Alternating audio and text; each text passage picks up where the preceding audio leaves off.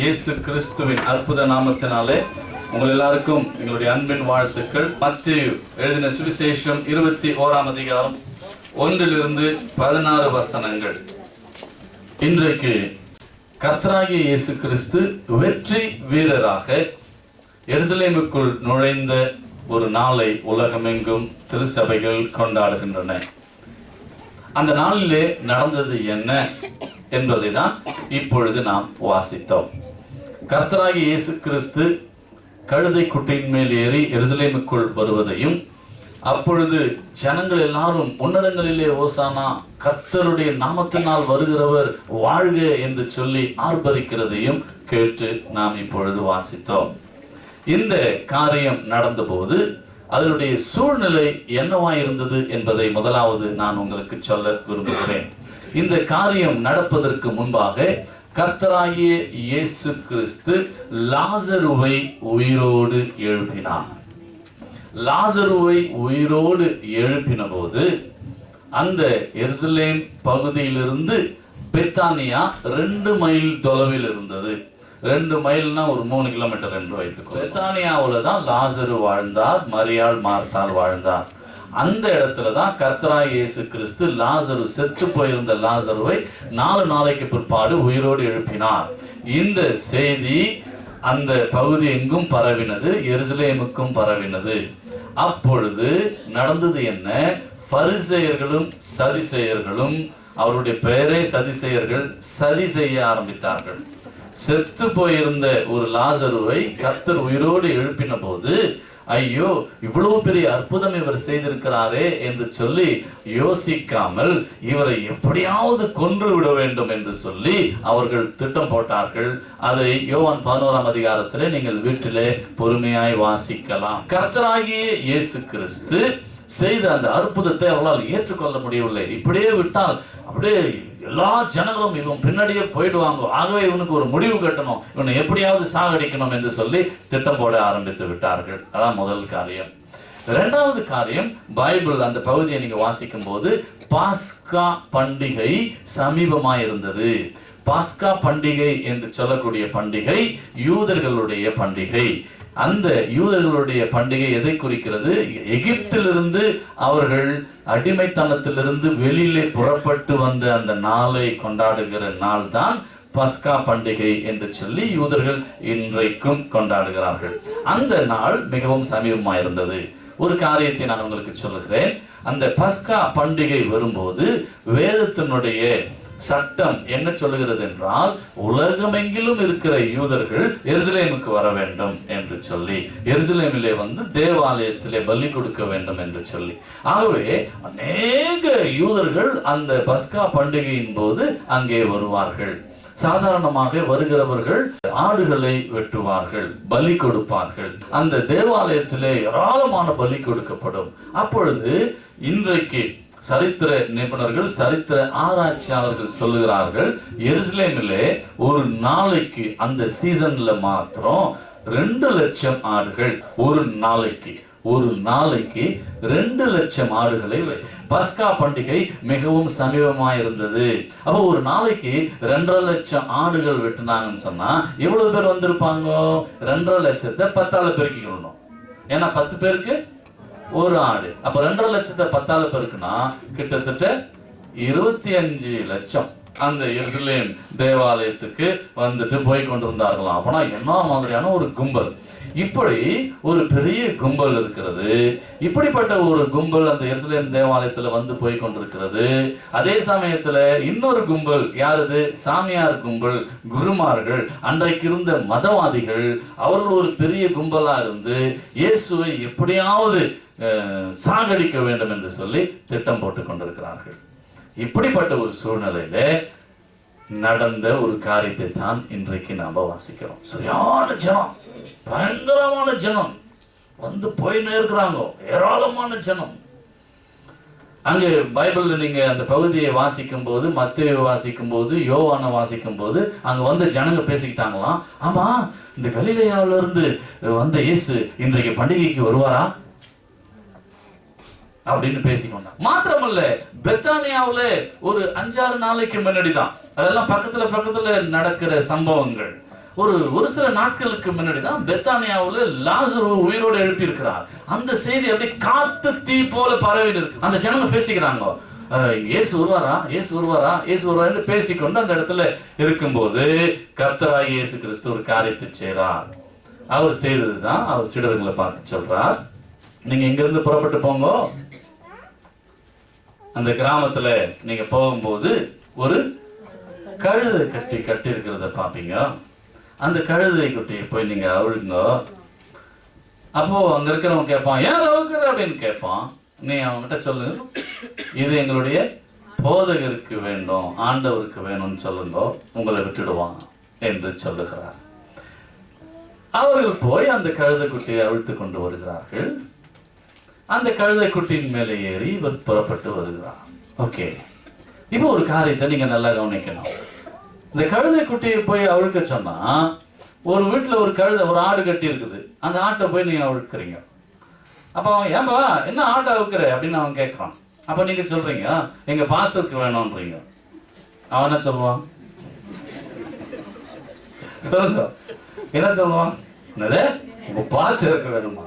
ஆடா விளையாடுங்க, உங்க பாஸ்டருக்கு வேணும்னா கடையில போய் வாங்கிக்க, இப்ப என் வீட்டுல வந்து ஆட்டெல்லாம் அவுக்குறேன்னு சொல்லி கேட்பானா? கேட்க மாட்டான். ஆனா இவர் சொல்லி அனுப்புறார், கேளு. அவன் கேட்கும் போது நீ சொல்லி நான் ஆண்டவருக்கு வேணும்னு சொல்லு, அவன் விட்டுடுவான் அப்படின்னா. அப்படின்னா என்ன அர்த்தம்? ஏற்கனவே ஒரு பிளான் போட்டு வச்சிருக்கிறார். ஏற்கனவே அவன்கிட்ட பேசி வச்சுட்டார். ஏற்கனவே தெரியும், தம்பி எனக்கு தேவைப்படும் போது கேட்பேன், கொடுப்பேன், அவன் சொல்லி வச்சுட்டான். இயேசு கிறிஸ்துவுக்கு நிறைய சீக்ரெட் ஃப்ரெண்டுங்க இருந்தாங்க. அந்த பைபிளை படிக்கும்போது நிறைய பணக்காரவங்கலாம் இயேசுக்கு ஃப்ரெண்டுங்க இருந்தாங்க. இன்னைக்கும் அப்படிதான். இயேசு பின்னாடி சுத்துறவங்கலாம் எல்லாம் பரம ஏழை பரதேசிங்க நீங்க நினைச்சுக்கலாம். ஆனா அங்கங்க பெரிய பெரிய ஆளுங்கள்லாம் இயேசுக்கு தான். அவங்க இயேசுக்கு நிறைய சீக்ரெட் ஃப்ரெண்டுங்க. ஒலிவ மலையில போய் அடிக்கடி போய் ஜெபிப்பாராம. அந்த ஒலிவ மலையில இப்ப போய் பாருங்க, அதெல்லாம் தோட்டங்க. அதெல்லாம் அவசியம் யாரும் உள்ள நுழைய முடியாது அன்றைய நாட்கள்ல. அப்ப அந்த ஒலிவ மலையில இருந்த தோட்டங்கள், ஒலிவ தோப்பு, அது திருடனை உள்ள விடுவாங்களா? விட மாட்டாங்க. அப்ப அதுக்கு எல்லாம் பயங்கரமான வாட்ச்மேன் போட்டு மூடி வச்சிருப்பாங்க. இவர் அடிக்கடி போய் ஒலிவ மலையில போய் ஜெபிச்சாராம். எப்படி? அந்த குறிப்பிட்ட தோட்டம் ஓனர் இயேசுக்கு தெரியும். அது சொல்லி நீ எப்போனா வந்து நீங்க ஜாம் பண்ணிட்டு போகலாம், இந்தாங்க சாவி. இப்படியா இயேசுக்கு நிறைய ஃப்ரெண்டுங்க இருந்தாங்க. அதுல நீங்க பைபிளை படிச்சுன்னு வரும்போது 2 வரிக்கு நடுப்புல இருக்கிறதையும் நீங்க யோசனை பண்ணி கண்டுபிடிக்கணும். இப்படிப்பட்ட ஒரு ஃப்ரெண்டுல தான் அந்த கழுத ஓனர். அவருக்கு இயேசு நல்லா தெரியும். அப்போ வந்து சீடர்கள் வந்து, என்னப்பா இன்னும் அவுக்கிறனோடனே அவன் சொல்றாரு, ஆண்டவர் கேட்டாரு கழுதைய. அப்படியா, சரி அப்போ அவருக்கு எடுத்துன்னு போப்பா அப்படின்னு சொல்லிட்டாங்க. இப்போ கழுதையை எடுத்துன்னு வராங்க. எதுக்காக அதை நான் சொல்றேன்னா, இயேசு திட்டம் போட்டிருக்கிறார். முதல்ல திட்டம் போட்டார். அந்த கழுதையை கொண்டு வர்றதுக்காக முன்கூட்டியே பேசி வச்சிருக்கிறார். பேசி அந்த கழுதையை கொண்டு வந்த பிற்பாடு அந்த கழுதையை மேல வஸ்திரங்களை அந்த சீடர்கள் போட்டாங்களாம். அது மேல இவர் ஏறிக்கொண்டு அங்க பெத்தானியா கிட்டத்தட்ட அந்த பகுதியிலிருந்து அவர் புறப்பட்டு போறார். புறப்பட்டு போகும்போது எருசலேமை நோக்கி போறார். கழுதை மேல ஏறி போறார். அன்றைய நாட்கள்ல கழுதை மேல ஏறி போவது என்பது ஒரு குறிப்பிட்ட ஒரு காரியத்துக்கு அடையாளமா இருக்கிறது. முதலாவது காரியம் ஏன்னா, ஒரு ராஜா, அன்றைய நாட்கள்ல ஒரு ராஜா இன்னொரு ராஜாவோட போருக்கு போகும்போது அந்த ராஜா எப்படி போவான்? குதிரை மேல போவான். குதிரை மேல, கழுதை மேல போவாங்களா சண்டைக்கு? யாராவது கழுதை மேல சண்டைக்கு போறத பார்த்துருக்கீங்களா? கழுதையே வச்சு தள்ளிட்டோம். குதிரை மேலதான் சண்டைக்கு போவாங்க. ஆனா அதே ராஜா அந்த ராஜாவுக்கு ஒரு செய்தி அனுப்புறான். என்னன்னா, நான் வரேன், நானும் ராஜா தான் வந்து இருக்கிறேன், ஆனா உங்ககிட்ட சண்டைக்கு வரல, உங்ககிட்ட சமாதானத்துக்கு வரேன். அப்ப இன்றைய நாட்கள்ல வெள்ளை துணி போட்டுன்னு வராங்க. சமாதானத்துக்கு வரேன், சண்டைக்கு வரல அப்படின்னு அந்த ராஜா தெரியப்படுத்தணும்னு சொன்னா குதிரை மேல இல்ல, கழுதை மேல போவார். இப்போ கர்த்தராகிய இயேசு கிறிஸ்து ராஜாதி ராஜா. அவர் குதிரை மேல போயிருக்கலாம், ஆனா அவர் சண்டைக்காக வந்தாரு. அவர் சண்டைக்காக வரல. வேதம் சொல்லுகிறது அவர் சமாதான பிரபு என்று சொல்லி, அவர் சமாதானத்தை கொடுப்பதற்காக வந்தபடினால அவர் கழுதையின் மேல் ஏறி வருகிறார். ஓகே, இப்ப நல்லா கவனிங்க. இயேசு கிறிஸ்து கழுதையின் மேல ஏறி வரார்.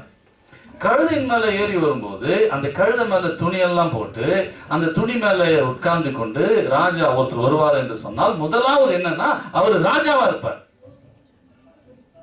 இரண்டாவது, அந்த ராஜா சண்டைக்கு வரல, சமாதானத்துக்கு வருகிறார். இதுதான் அன்றைய நாட்கள்ல ஜனங்க உடனே கண்டுபிடிச்சிருப்பாங்க. மாத்திரமல்ல, அந்த ஜனங்க பாக்குறாங்க, கழுத மேல ஒரு வரா, யாருது யாருது யாருது, இவர்தான் கலிலேயாவில் வந்து ஜீசஸ். இவர்தானா? ஆமா, இவர்தான் நாங்க பார்க்கணும்னு சொன்னோம். போடுப்பா கீழே, அது மரத்தை விட்டு கீழே வந்து இது போடுறாங்க, பக்கத்துல இருக்கிற இதை எடுத்து வெட்டி போடுறாங்க, பக்கத்துல இருக்கிற குருத்துகளை எடுத்து போடுறாங்க, இலைகளை வெட்டி போடுறாங்க, மர கிளைகளை வெட்டி போடுறாங்க. ஒரு சில பேர் என்ன பண்றாங்க, மேல இருக்கிற துண்டுங்களை, மேல இருக்கிற துணிகளை, போத்துங்கிற துணியெல்லாம் கீழே போடுறாங்க. நீங்க போங்க என்று சொல்லி. இதனுடைய அர்த்தம் என்ன? இவங்க எல்லாம் கலிலேயாவில இருந்து வந்தவங்க, பெத்தானியாவுல கர்த்தராகிய இயேசு கிறிஸ்து உயிரோடு எழுப்பினார் என்ற செய்தியை கேட்டவங்க. இப்போ இவர்தான் அவருன்னு சொன்ன உடனே இவங்களுக்குள்ள ஒரு சரியான மகிழ்ச்சி. இவங்க பாக்குறாங்க, கழுத மேல வரார், இவர் கழுத மேலதான் வரணும். ஏன்? இவரு ராஜா. ஏன் ராஜா? எதற்காக ராஜா? இவர் ஒரு பெரிய ஆள் அவங்களுடைய கண்கள்ல. ஏன் பெரிய ஆளு? செத்தவன உயிரோட எழுப்பியிருக்கிறார். நமக்கு யாரு வேணும்? இந்த மாதிரி ஆள் தான் வேணும். எந்த மாதிரி ஆளு? அற்புதம் செய்யற ஆளு. அவங்களுக்கு ஒரு பெரிய ஒரு சந்தோஷம். ஏன்னா இவர் ஒரு பெரிய ஆளா அவங்க பாக்குறாங்க, ஒரு பெரிய தீர்க்கதரிசியா பாக்குறாங்க, கடவுள் அனுப்பின ஒரு ஆளா பாக்குறார்கள் அந்த ஜனங்கள்.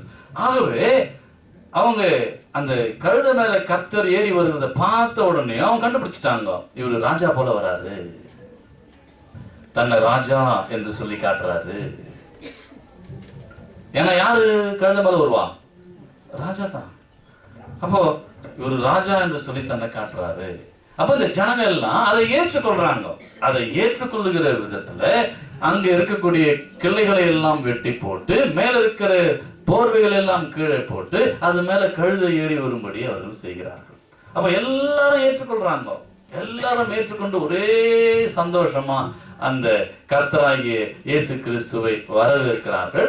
அந்த கழுதை அந்த கிளைங்க மேலையும் அந்த துணிங்க மேலையும் நடந்து வருகிறது. ஒரு பகுதி இது. அந்த பகுதியில கட்டாயம் யாரு பார்த்திருப்பான்? பரிசேயன் பார்த்திருப்பான். சதுசேயன் இருந்திருப்பான் தானே. அவனும் வெளியூர்ல இருந்து போறவன் இருப்பான் தானே. பைபிள் படிச்சவன் பட்டம் பெற்றவங்களாம் அங்க இருந்திருப்பானுங்க தானே. அவங்கெல்லாம் பாக்குறாங்க, அவங்களும் பாக்குறாங்க. அவங்கெல்லாம் பைபிளை கரைச்சி குடிச்சவங்க. என்னடா அது, ராஜா மாதிரி ஏறி வராது இவரு என்று சொல்லி அவங்க பார்த்திருப்பாங்க. பார்த்தவங்க கூட அவங்களுக்கு ஒரு வசனமும் ஞாபகம் வந்திருக்கும். ஏன்னா அவங்க எல்லாம் எதை படிச்சவங்க? பைபிளை படிச்சு கரைச்சி குடிச்சவங்க. அவங்க எல்லாம் பரிசேயர்கள், பட்டம் பெற்றவர்கள். என்ன வேதத்துல வசனம் ஞாபகம் வந்துச்சு அவங்களுக்குன்றத மத்தேயு எழுதுறாரு.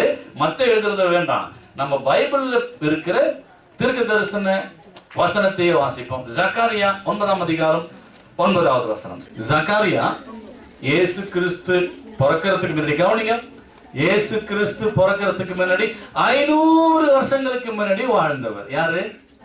ஜக்காரியா. சுமார் 500 வருஷம். இந்த ஜக்காரியா ஒரு தீர்க்கதரிசி. இந்த தீர்க்கதரிசி மேசியா உலகத்தில் வரும்போது நடக்கிற ஒரு சம்பவத்தை தீர்க்க தரிசனமா எழுதுறான்.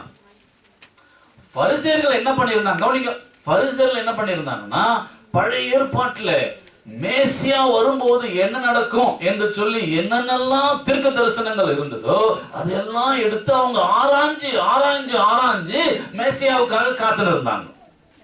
பழைய ஏற்பாட்டுல இருந்த யூதர்கள் மேசியா வருவார்னு காத்து இருந்தாங்க. ஓகே, இப்போ எல்லா வசனங்களும் அவங்க ஆராய்ஞ்சு பார்த்து மேசியா வரும்போது இதெல்லாம் நடக்கும் என்று சொல்லி அவங்க ஆராய்ஞ்சு பார்த்தவங்க, அவங்களுக்கு தெரியும். இப்போ வாசிக்க போற வசனம் மேசியாவை குறித்த ஒரு வசனம். இது பரிசேயனுக்கு தெரியும், சதுசேயனுக்கு தெரியும், வேத பாரகனுக்கு தெரியும், டாக்டர் பட்டம் பெற்றவனுக்கு தெரியும் அந்த வசனம். ஏன்னா அதெல்லாம் அவங்க ஆராய்ச்சி பார்த்தவங்க. இப்போ அந்த வசனத்தை வாசிங்க. ஜக்காரியா மேசியாவை குறித்து முன் அறிவிப்பாக தீர்க்க தரிசனமாக கொடுத்த வார்த்தை. சீயோன் குமாரத்தியே, சீயோன் குமாரத்தியே. எது சீயோன் குமாரத்தியே? எருசலேம், இஸ்ரவேல் ஜனங்கள் எருசலேம். சீயோன் குமாரத்தியே, மிகவும் களிகூரு. என்ன பண்ணு? சந்தோஷப்படு. எருசலேம் குமாரத்தியே, எருசலேம் குமாரத்தியே, கெம்பீரி, கம்பீரமாய் பாடு. இதோ இதோ உன் ராஜா உன்னிடத்தில் வருகிறார். ஆஹா, உன் ராஜா உன்னிடத்திலே வருகிறார். அப்ப யார் ராஜா? எருசலேம் குமாரத்தினுடைய ராஜா யாரு? கர்த்தர் தேவன். யாரு? யூதர்களுக்கு இயேசுன்னு தெரியாது. யூதர்களுக்கு என்ன தெரியும்? கர்த்தர் வரார், யெகோவா தேவன் வரார் அப்படின்றத அவங்க பாக்குறாங்க. யெகோவா தேவன் தான் என்னவா வருவார்? ராஜாவா, மேசியாவா வர போறார். அவங்க அதை பாத்துக்கிறாங்க. ஓகே, வாசிங்க. அவர் நீதி உள்ளவரும், அவர் நீதி உள்ளவரும், ரட்சிக்கிறவரும். என்னவா பேர் வந்துருச்சா? என்ன பேரு? ரட்சகர். முதல்ல என்ன சொல்லப்பட்டுச்சு? உன் ராஜா.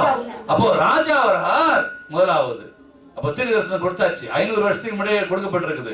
உன் ராஜா வருகிறார். இரண்டாவது ரட்சகராய் வருகிறார், உன்னை காப்பாற்றுறதுக்கு வருகிறார். இரண்டாவது. அடுத்தது வாசிங்க. தாழ்மை உள்ளவரும், கழுதையின் மேலும். எப்படி வராரா? கழுதையின் மேலும், கழுதை குட்டியாகிய மரியின் மேலும் ஏறி வருகிறோமாய் இருக்கிறார். இந்த வசனம் இவங்க படிச்சு படிச்சு அழுத்து போன வசனம். சக்கரையா 9:9 என்ன சொல்லுது இந்த வசனம்? மேசியா வரும்போது எருசலேமுக்குள்ள எப்படி வருவார்? அவரு ராஜாவாய் வருவார். எப்படி ராஜாவாய் வருவார்? சண்டை போடுற ராஜா வர மாட்டார், சமாதானத்தின் ராஜாவாய் வருவார். ஆகவே அவர் எப்படி வருவாரா? கழுதையின் மேல வருவார். அவர் ராஜா. அவர் சண்டை போடுறதுக்கு இல்ல, சமாதானத்துக்காக ராஜாவாய் வருவார். கழுதையின் மேல் ஏறி வருவார் என்று சொல்லி தீர்க்க தரிசனமாக பல 100 வருஷங்களுக்கு முன்பாக சொல்லப்பட்டிருந்தது. இதை யூதங்க படிச்சு படிச்சு அவர் வரும்போது இப்படிதான் வருவார், அவர் வரும்போது இப்படிதான் வருவார் என்றெல்லாம் சொல்லி சொல்லி சொல்லி இருந்தவங்க இப்போ பாஸ்கா பண்டிகை அன்னைக்கு பாக்குறாங்க கழுதை மேல ஒருத்தர் வரார். அவங்களுக்கு என்ன ஆகும் வரும்? யோசிச்சு பாருங்க. பரிசேயருங்க பாக்குறாங்க. பார்த்தா எல்லாரும் அந்த இயேசு கிறிஸ்து கழுதை மேல ஏறி வரும்போது ஜனங்கள்லாம் அந்த மேல இருக்கிற போர்வையெல்லாம் கீழே போடுறாங்க. அன்றைய நாட்கள்ல ஒருத்தர் குதிரை மேல வரும்போதோ கழுதை மேல வரும்போதோ போர்வை எடுத்து கீழே போட்டா என்ன அர்த்தம் தெரியுங்களா? ராஜா அர்த்தம். ஹல்லேலூயா. இந்த சூழ்நிலையில அந்த ஜனங்க சும்மா இருக்க கூடாது. அவங்க சொல்றாங்க, என்ன சொன்னாங்களாம்? என்ன சொன்னாங்க? உன்னதங்களிலே ஓசானா, உன்னதங்களிலே ஓசானா. ஓசானா என்ன அர்த்தம்? ஓசானா முதலாவது வாழ்க, கரெக்ட். ஆனா உண்மையான முதல் காரியம் என்னன்னா ஓசானா அப்படின்னு சொன்னா கர்த்தாவே ரட்சியும் அப்படின்னு அர்த்தம். கர்த்தாவே ரட்சியும். ஹல்லேலூயான்னு அர்த்தம் கர்த்தருக்கு மகிமை உண்டாவதாக. ஹோசானா அப்படின்னு சொன்னா கர்த்தாவே ரட்சியும். உன்னதங்களிலே ஓசானா, உன்னதங்களிலே ஓசானா அவங்களுடைய அர்த்தம் என்ன? என்ன அர்த்தத்துல அவங்க சொல்லி இருக்கிறாங்கன்னா, கர்த்தாவே ரட்சியும் நாங்க மாட்டோம் சொல்றது போதாது, பரலோகத்துல இருக்கிற தேவதூதரும் கூட அதான் சொல்லணும்னு சொல்லிட்டு உன்னதங்களிலே ஓசானா நாங்களாம் அந்த நாட்கள்ல. அப்ப ஓசானான்றது கர்த்தாவே ரட்சியும். அப்ப தேவனை நோக்கி சொல்ற ஒரு வார்த்தை. இப்ப இவர் வராரு, கழுது மேல ஏறி வராரு. ஜனங்க சொல்றாங்க, என்ன சொல்றாங்க? ஓசானா அப்படின்னா என்ன அர்த்தம்? கர்த்தாவே ரட்சியும் அர்த்தம். இதை ஒரு பரிசேயன் கேட்டுன்னு சும்மா இருப்பானா? என்னயா இவங்க எல்லாம் கூடிக்கிட்டு இவரை கர்த்தான்றாங்களே என்று சொல்லி அவனுக்கு என்ன கோபம் வந்திருக்கும் தானே? அவர் வரார், இயேசு வரார், ஹோசன்னா அப்படின்றாங்க. அது மாத்திரம் இல்ல, உன்னதங்களிலே ஹோசானான்றாங்க. நாங்க மாத்திரம் சொல்றது இல்ல, பரலோகத்துல இருக்கிற தேவதூதர்லாம் இவருக்கு சொல்லுங்க, என்னன்னு ஹோசானான்னு சொல்லுங்க. மூணாவது அவர் சொன்னது போல ஹோசானாக்கா வாழ்கன்னு அர்த்தம். அப்புறம் வராரு, ஹோசானா அப்படின்னா வாழ்க, நீங்க வாழ்த்தோம். பரிசெய்யணும், சரி செய்யணும், வேத பாரங்கணும், பல்ல நரன்னு கடிக்கிறான். ஏன்னா ஏன் தெரியுங்களா? லாசரு எழுப்பினதுல இருந்து திட்டம் போட்டுக்கிறாங்க அவரை சாவடிக்கிறதுக்கு. இவங்க வாழ்கன்னுக்கிறாங்க. வாழ்கவா, நாங்க என்ன பண்றோம் பாரு, துருட்டு நரன்னு கடிக்கிறான். உன்னதங்களிலே ஓசானா சொல்லிட்டு இன்னொரு வார்த்தை சொன்னாங்க. என்ன வார்த்தை? கர்த்தருடைய நாமத்திலே வருகிறவர் ஸ்தோத்தரிக்கப்பட்டவர். கர்த்தருடைய நாமத்தினாலே வருகிறவர் ஸ்தோத்தரிக்கப்பட்டவர். போதும். இந்த வசனமும் அந்த பரிசேயனுக்கு தெரியும். அது நீங்க எடுக்க வேண்டாம், வாசிக்க வேண்டாம். சங்கீதம் 118 மேசியாவை குறித்து தீர்க்க தரிசனம். அது கர்த்தருடைய நாமத்துல ஒருத்தர் வருவார். யார் நாமத்துல வருவாரா? அவர் தான் மேசியா அப்படின்றது யூதனுக்கு தெரியும். இந்த ஜனங்க ஓசானான்னு சொன்னது மாத்திரம் இல்லாம இவரு தான் ரட்சகர், இவரு தான் மேசியா, இவரு தான் கர்த்தருடைய நாமத்துல வருகிறவர் என்று சொல்லிட்டு இருக்கிறாங்க. உன்னதங்களிலே ஓசானா என்ன அர்த்தம் தெரியுங்களா? இப்போ மேசியாவுக்கு சொல்ற வார்த்தை, கர்த்தாவே எங்களை காப்பாத்துங்க அப்படின்னு சொல்ற வார்த்தை. அந்த வார்த்தையை இவங்க எல்லாம் சொல்றாங்க. சங்கீதம் 118 இருக்கிற மேசியா தீர்க்க தரிசனத்தை எடுத்து இந்த இயேசு கிறிஸ்துவுக்கு பாடுறாங்க. இயேசுவை ராஜாவை ஆக்கிட்டாங்க ஜனங்க, இயேசுவை மேசியாவை ஆக்கிட்டாங்க ஜனங்க, இயேசுவை கர்த்தர் ஆக்கிட்டாங்க ஜனங்க. இது ஒரு பகுதி. இன்னொரு பகுதியில இந்த பரிசேயனுக்கு கோபம் பார்த்தணும். ஆனால் இரண்டாவதாக பரிசேயர்கள் பொறாமை உள்ளவராக, பதவி வெறி பிடித்தவர்களாக எப்படியாவது இவரை சாங்கடிக்கணும்னு பார்த்துருந்தாங்க. இவரை போய் கத்துன்றாங்களே என்று சொல்லி ஒரு பொறாமை. ரெண்டாவது அவங்க சொன்னாங்களாம், வாசிக்க டைம் இல்லை, வாசிக்க வேண்டாம், யோவான் 11 அவங்க சொல்றாங்க, இப்படியே விட்டுட்டா என்ன நடக்கும்? யார் ஆண்டுங்கிறது? ரோமருக்கு ஆண்டுங்கிறாங்க. செசார் தான் ரோம்ல ராஜாவா இருக்கிறான். யூதங்களை ஆள்றது யாரு? பிலாத்து தான் இங்க ஆண்டுங்கிறான். பிலாத்து யாருக்கு இருக்கிறான்? செசாருக்கு இருக்கிறான். பிலாத்தும் செசாரும் எப்படிப்பட்ட ஆளுங்க? இவங்கெல்லாம் ராஜாவா இருக்கும் போது யாராவது ஒருத்தன் குதிரை மேல வந்தா விடுவாங்களா? அப்போ யூதங்க மத்தியில ஒருத்தர் ராஜான்னு சொல்லி வந்திருக்கிறாரு. பரிசேயருங்க பாக்குறாங்க, இவன் ராஜான்னு சொல்லின்னு வரான். இந்த செய்தி பிலாத்துக்கு கேட்டா செசாருக்கு இந்த செய்தி போவோம். செசார் என்ன பண்ணுவான்? படையா நம்மள அழிச்சிடுவானு, விட்டக்கூடாது, இவனும் பயங்கரம்.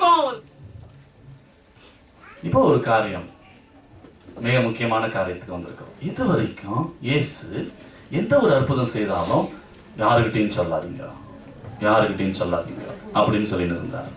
இது வரைக்கும் இயேசு பேதுரு கிட்ட நான் யார் அப்படின்னு கேட்ட உடனே பேதுரு சொன்னார், நீ மேசியா, யாருக்கிட்டையும் சொல்லாத, யாருக்கிட்டையும் சொல்லாத.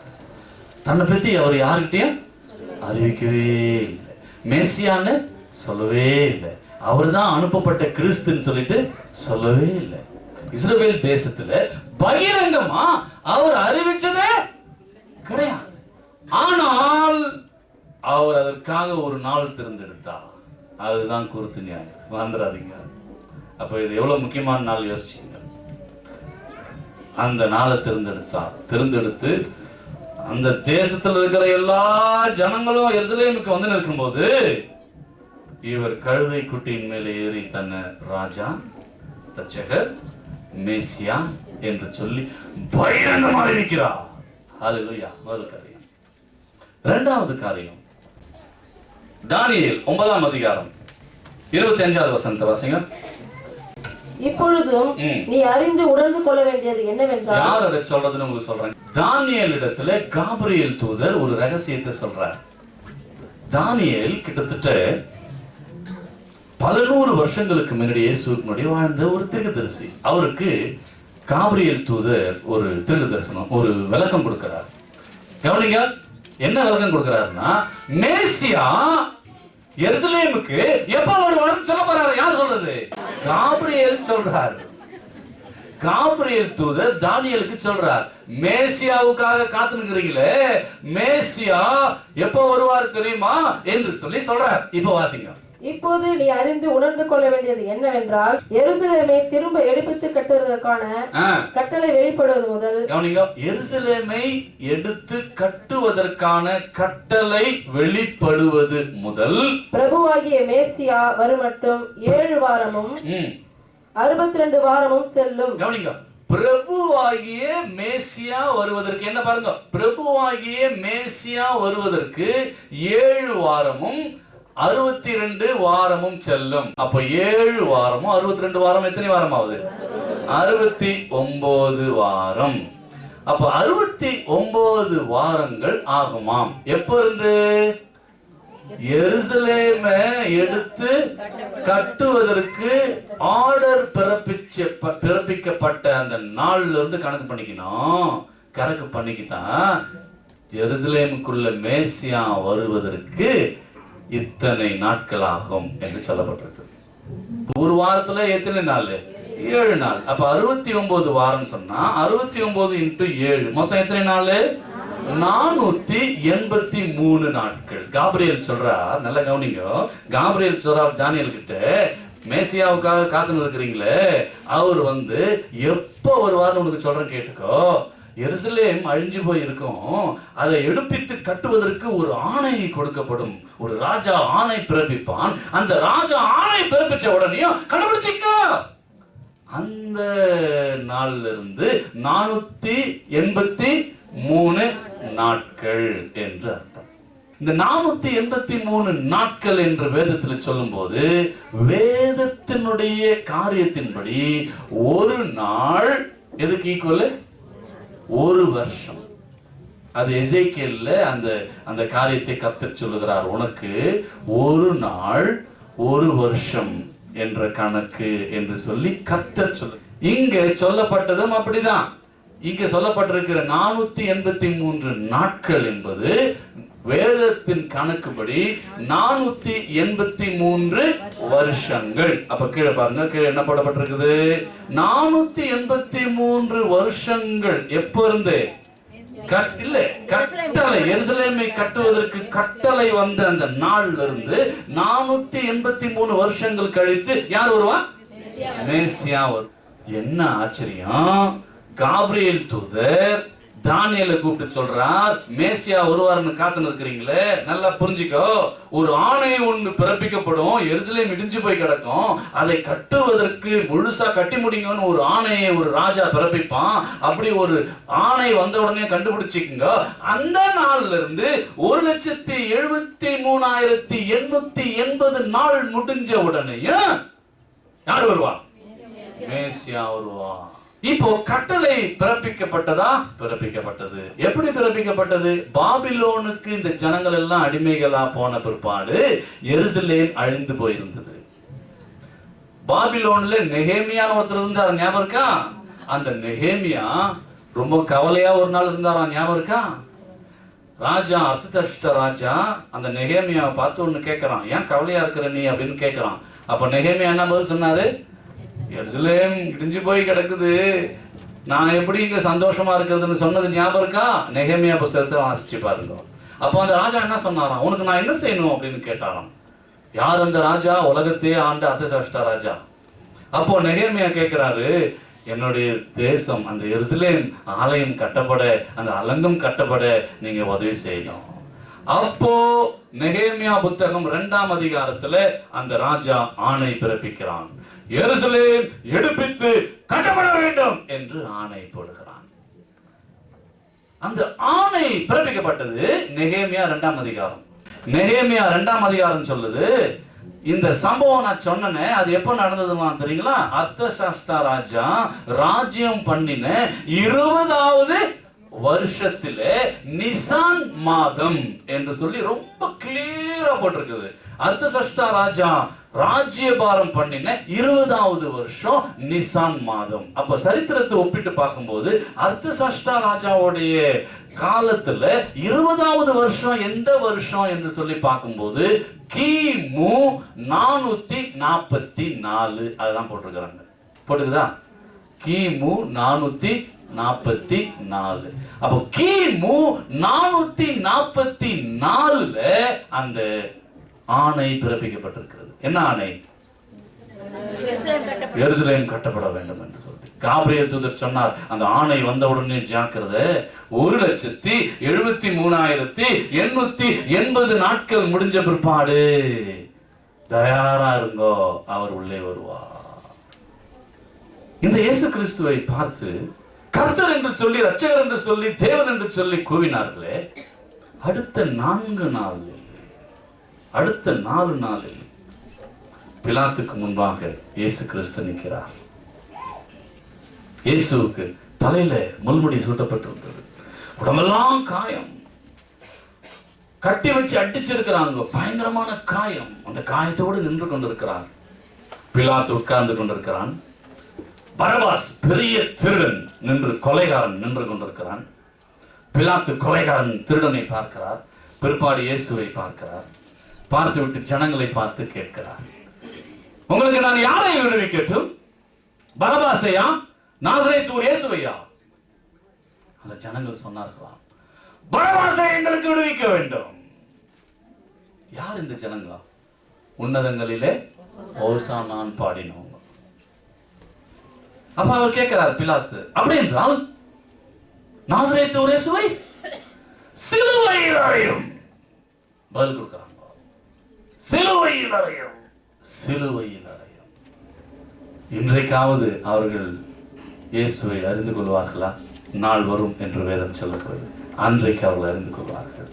ஆனால் நமக்கோ அவர் தன்னை வெளிப்படுத்தி இருக்கிறார். அவர் யார் என்று நாம் அறிந்திருக்கிறோம். ஒருவேளை இங்க இருக்கிற நீ உன்னை சந்திக்கும் காலத்தை அறியாமல் போனால், அன்றைக்கு இஸ்ரவேலுக்கு சொன்ன தரிசனம் உனக்கு நிறைவேறும். கர்த்தர் இங்க இருக்கிற ஒவ்வொருவனையும் ஒவ்வொருத்தையும் சந்திக்கிற காலம் இது. அசட்டை பண்ணாதே.